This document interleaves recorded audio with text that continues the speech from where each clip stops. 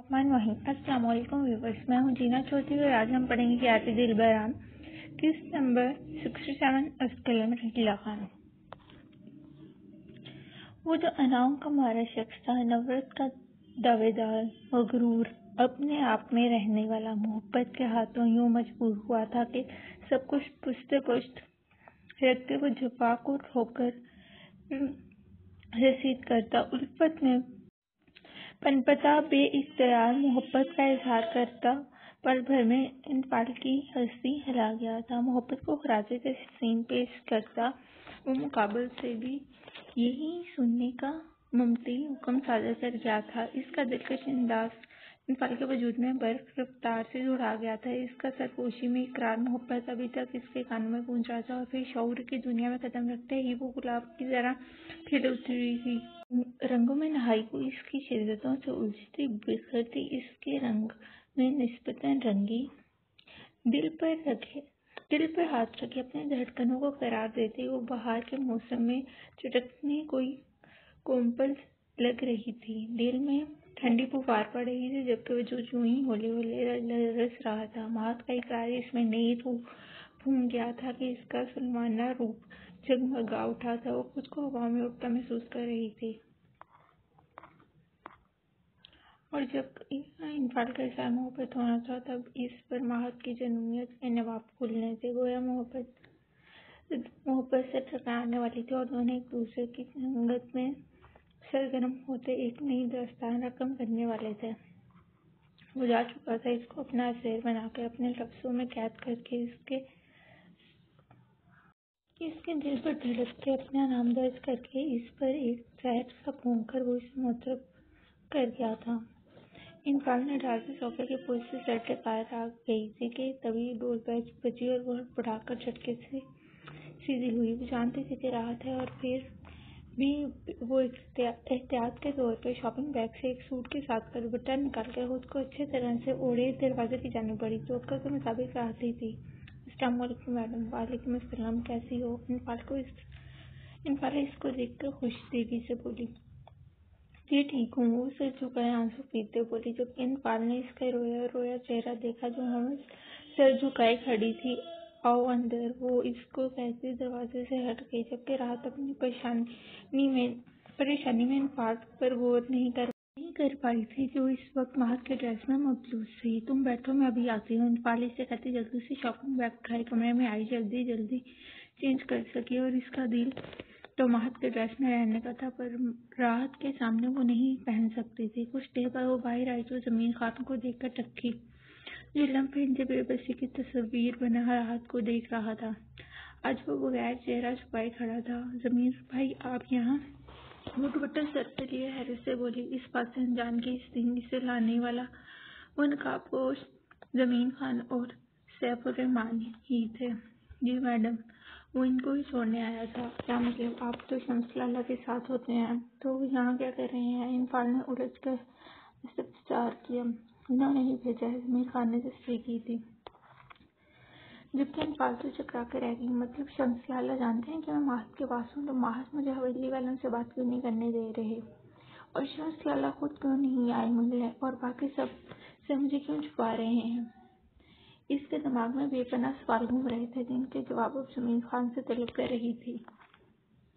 مجھے اس دن اغوا کرنے والے آپ ہی تھے نا؟ اب کہ انفعال گھور کر پوچھتی اس کے سامنے آن کھڑی ہوئی، جبکہ ضمیر خان نے سر اسباب میں ہلایا۔ کیوں؟ انفعال نے غصے سے اگلا سوال کیا، جس سے ضمیر خان نے بنا کسی بحث کے اس کے اغوا ہونے سے شمس خان کے پتہ لگنے تک بات بتا ڈالی۔ اور مہات نے ایسا کیوں کیا؟ اس کا اگلا سوال پوچھا۔ سوری میڈم، یہ تو صحیح جانتے ہیں، تم لالے اور مہات کے چمچے نہ بنو۔ مجھے یہ بتاؤ کہ راحت کو کیا کہا جو رو رہی ہے؟ انفعال آنکھیں چھوٹی کیے راحت کو آنسو بہاتا دیکھ ضمیر خان سے بولی، جبکہ ضمیر خان نے پہلے بدلا۔ کیا تم نے اسے ڈرایا ہے یا زبردستی لے کے آئے ہو؟ اس کو خاموش دیکھ کے وہ بولی، ابھی تو میں نے اسے کچھ نہیں کہا، پر آگے کی گارنٹی نہیں ہے۔ وہ راحت کو دیکھتا معنی خیز سے بولا، مقصد اس کے آنسو کو روکنا تھا، اور وہی ہوا نا؟ اس کی بات پر وہ پوشیدہ معنی سمجھتی راحت نے جھٹکے سے سر اٹھایا اور اسے دیکھا، آنسو کو بریک لگی، جبکہ آنکھوں میں حیرت ظاہر آئی تھی، جو اسے ہی دیکھ رہا تھا۔ انفعال کی کھوجتی نگاہیں ان پر ٹکی تھی۔ کیا تم لوگ جانتے ہو ایک دوسرے کو؟ یہ میری بیوی ہے میڈم جی، 4 دن پہلے ہمارا نکاح ہوا ہے۔ شمس خان نے سر جھکائے جواب دیا کہ انفال خوش ہوتے ساتھ ہی حیران بھی ہوئی۔ پھر یہ رات رو کیوں نہیں؟ انفال جھولس کے بولی، 4 دن پہلے اس کے مورے کی وفات ہوئی اور اس سے پہلے ان کے کہنے پر ہمارا نکاح ہوا تھا۔ میں مہار سر کے کہنے پر ان کی والدہ کی عیادت کے لیے گیا تھا، پر ان کی طبیعت کافی خراب تھی اور وہ ہمیشہ کے لیے آنکھیں موندنے سے پہلے اپنی بیٹی کی شادی کروانا چاہتی تھی۔ پھر مہار سر اور شمس سر کی موجودگی میں میرا اور راحت کا نکاح ہوا تھا۔ نکاح کے دیر بعد ہی ان کی والدہ دنیا پانے سے رخصت ہو گئی تھی۔ ان کے گھر میں کوئی نہیں ہے، میں وہاں انہیں نہیں چھوڑ سکتا تھا، پر یہ وہاں رہنے پر باضد تھیں اور نہ ہی میرے ساتھ ہمارے گھر چل رہی تھیں۔ اس لیے مہار سر کے کہنے پر کچھ دن کے لیے ان کو یہاں لایا ہوں تاکہ آپ بھی اکیلی نہ ہوں اور بھی نہ روئیں۔ پر آپ یہ مستقل ٹھکانہ نہ سمجھنا، آپ کا ٹھکانہ میرا گھر ہے جو اب آپ کا ہے۔ وہ انفال کو ساری حقیقت سے آگاہ کرتا، ساتھ ہی سربراہ حراست راحت کو بھی جتلا گیا تھا۔ جبکہ یہ سن کر انفال کو راحت کی مورے کے لیے دکھ ہوا، پر اس کو ضمیر کی بیوی کے روپ میں دیکھ کر وہ بہت خوش ہوئی تھی۔ جب بھی وہ آگے بڑھتے راحت کو گلے لگا چکی تھی، جو اس کے گلے لگنے مزید سسو کر رہی تھی۔ جبکہ ضمیر خان کی حالت دیکھ کر انفال نے ہنسی دبائی۔ میں آتی ہوں۔ انفال ان کو پرائیویسی دینے کی خاطر وہاں سے ہٹ گئی تھی۔ انفال کے جاتے ہی ضمیر خان اس کی جانب بڑھا، کیا مسئلہ ہے؟ کون سا ظلم ہو گیا ہے تم پر؟ کیوں مجھے مشکوک ظاہر کرنے پر تلی ہو؟ وہ اس کے سر پر کھڑا نیچی آواز میں بولا۔ آپ کو اس سے کیا؟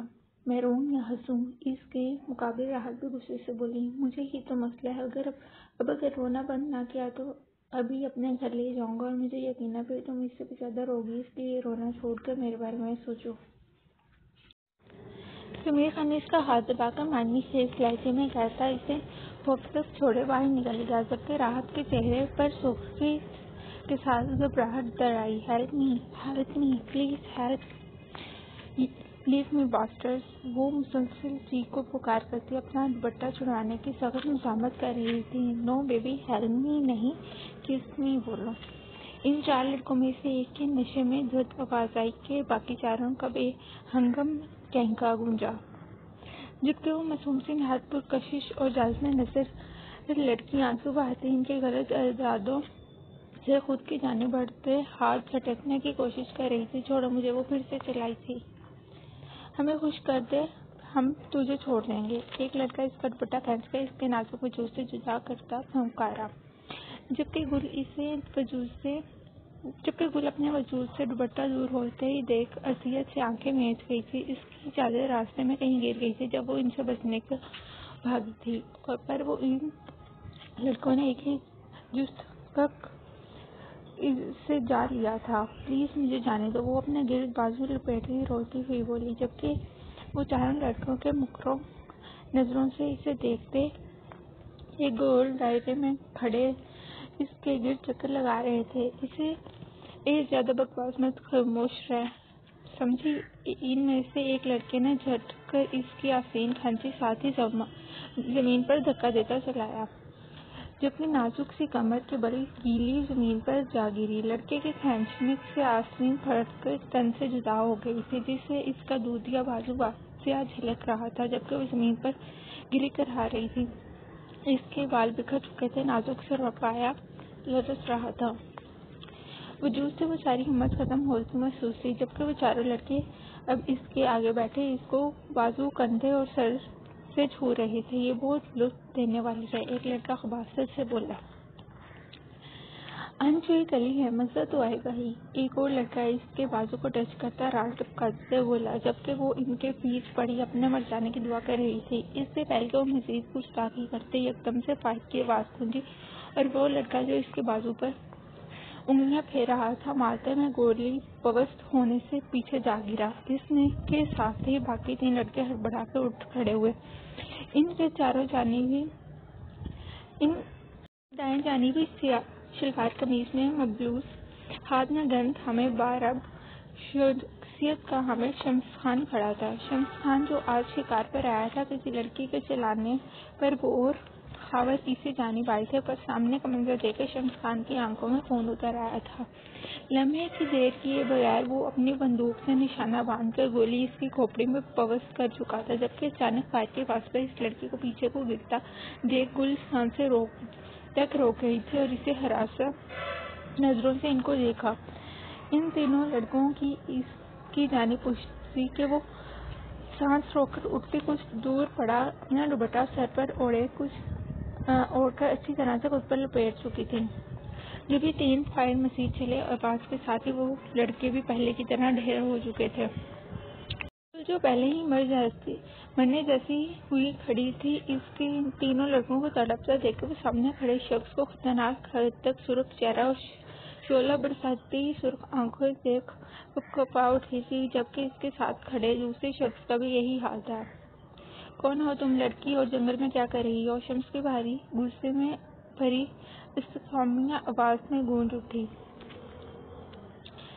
عفان فون کان سے لگائے تیزی سے گلاس ڈور دھکیلتا مال کے میں انٹر ہوا تھا کہ سرحد سے ایک نازک وجود آ کر ٹکرایا تھا۔ اس زوردار تصادم پر مقابل کے شاپنگ بیگز زمین بوس ہوئے تھے، ساتھ ہی لبوں پر سے ہلکی سی کراہٹ نکلی تھی۔ یہ میٹنگ ہمارے لیے بہت امپورٹنٹ ہے، سمجھ آئی میری بات؟ کوئی کمپلین نہ سنو میں تمہاری۔ فون سے مہات کی تمدنی آواز آئی تھی۔ یہ عفان ایک نظر اس لڑکی کو دیکھ کر عجلت میں آگے بڑھا۔ جی بھائی، اب پریشان مت ہو، میں بس پہنچ گیا ہوں۔